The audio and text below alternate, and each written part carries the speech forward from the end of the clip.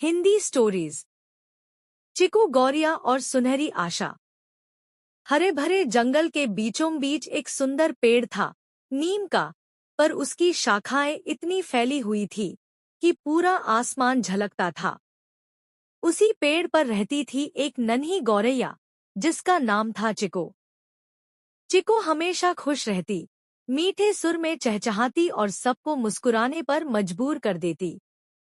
लेकिन एक दिन कुछ ऐसा हुआ जिसने पूरे जंगल का रंग बदल दिया। सुबह के समय जब सूरज निकलने ही वाला था, तो आकाश पर काले काले बादल छा गए। तेज आंधी चली और देखते ही देखते बारिश ने सब कुछ भिगो दिया। कई पेड़ों की टहनियां टूट गईं, छोटे पक्षियों के घोंसले बिखर गए। चिको का घोंसला भी उड़ गया। बारिश थमने के बाद वह भीगी हुई कामपती सी शाख पर बैठी थी। उसकी आंखों में आंसू थे। अब मैं कहाँ जाऊं? मेरा घर, मेरे दाने, सब खो गए। वह रोने लगी। उसी वक्त पास की झाड़ी से मोती खरगोश आया। उसने चिको को देखा और बोला, चिको, हिम्मत रखो। यह तूफान हमेशा नहीं रहेगा। हम सब मिलकर तुम्हारा घोंसला फिर से बना देंगे। लेकिन चिको ने सिर झुका लिया। मोती, मैं अब उड़ भी नहीं सकती। सब कुछ खत्म हो गया। मोती ने प्यार से कहा, नहीं चिको, जब सूरज बादलों के पीछे छिप जाता है, तो वह चला नहीं जाता। वह बस थोड़ा रुकता है और फिर पहले से ज्यादा चमक कर लौटता है। मोती के शब्दों में जादू था। चिको ने अपने छोटे छोटे पंख फैलाए और आसमान की ओर देखा। वहां कहीं कहीं नीला रंग झांक रहा था। उसके दिल में एक हल्की सी आशा जगी। अगले दिन मोती खरगोश, टिम्मी बंदर और नीलू तोता मिलकर चिको के लिए टहनियां, पत्तियां और सूखे फूल लाने लगे। टिम्मी ऊंचे पेड़ों से छोटी शाखाएं तोड़ता, नीलू उन्हें चुनकर नीचे गिराता और मोती सब चीजें एक जगह इकट्ठा करता।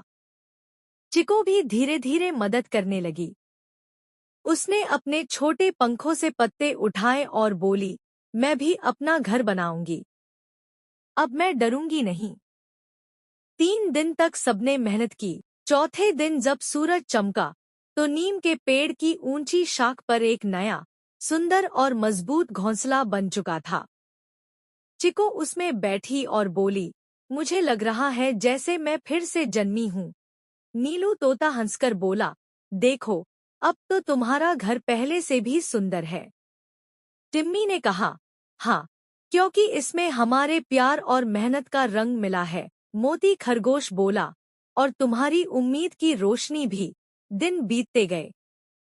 चिको फिर से पहले जैसी खुश हो गई, लेकिन अब वह औरों से भी ज्यादा संवेदनशील हो गई थी। जब भी कोई पक्षी या जानवर उदास दिखता, चिको अपने अनुभव साझा करती। वह कहती, मुश्किलें तूफान की तरह होती हैं, डरावनी लेकिन थोड़ी देर की। जो धैर्य रखता है, वही सुनहरी सुबह देखता है। एक दिन पास के तालाब में गोल्डी मछली रो रही थी। उसका छोटा सा घर, जो पानी के नीचे बना था, बह गया था। चिको उड़कर आई और बोली, गोल्डी, याद रखो, आशा कभी डूबती नहीं। अगर हम कोशिश करें, तो नया घर बनाना मुश्किल नहीं है। चिको ने अपने दोस्तों को बुलाया और मिलकर तालाब के किनारे छोटे छोटे पत्थर और शैवाल लाकर गोल्डी के लिए नया घर बना दिया। गोल्डी बोली, तुम सब मेरे लिए देवदूत हो। चिको मुस्कुराई, नहीं गोल्डी, हम बस एक दूसरे की उम्मीद हैं। उस दिन से जंगल में एक नई परंपरा शुरू हुई। जब भी किसी का घर या घोंसला टूट जाता, सब मिलकर उसे दोबारा बनाते। कोई अकेला नहीं रहता। धीरे धीरे जंगल और भी सुंदर हो गया। पेड़ों पर नए फूल खिले, पक्षियों ने खुशियों के गीत गाने शुरू किए, और जब भी कोई बच्चा पूछता, ये जंगल इतना शांत और खुश क्यों है, तो बुजुर्ग जानवर मुस्कुराकर कहते, क्योंकि यहाँ सबने चिको गौरैया से सुनहरी आशा की ताकत सीखी है।